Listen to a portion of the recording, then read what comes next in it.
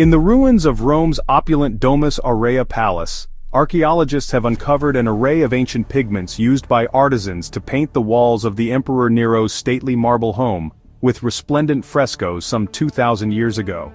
Inside the remnants of workshops, the archaeologists recovered an amphora containing yellow ochre and small jars filled with reddish pigments like realgar and red ochre.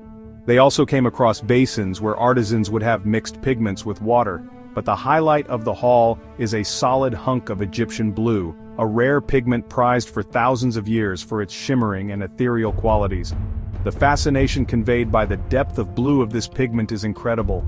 The Domus Aurea once again restores the brilliance of the colors used by the painters who skillfully decorated the rooms of this precious and refined imperial palace.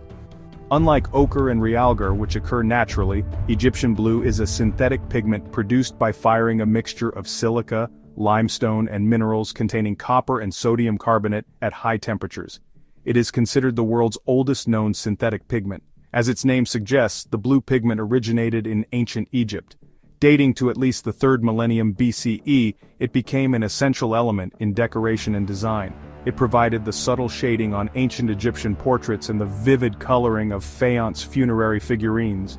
The Roman architect Vitruvius recorded the recipe in his treatise De Architectura in the 1st century BCE, reflecting how the color spread through the Mediterranean world and found a thriving home in the Roman Empire, where researchers have since identified Egyptian blue in the baths of Titus and the walls of Pompeii. Often archaeologists discover traces of Egyptian blue that are all but imperceptible to the human eye. For instance, with the help of microscopes and luminescent imaging, researchers at the British Museum discovered that Egyptian blue once adorned the Parthenon marble. In other cases, the pigment has been found in fine powders or small spheres.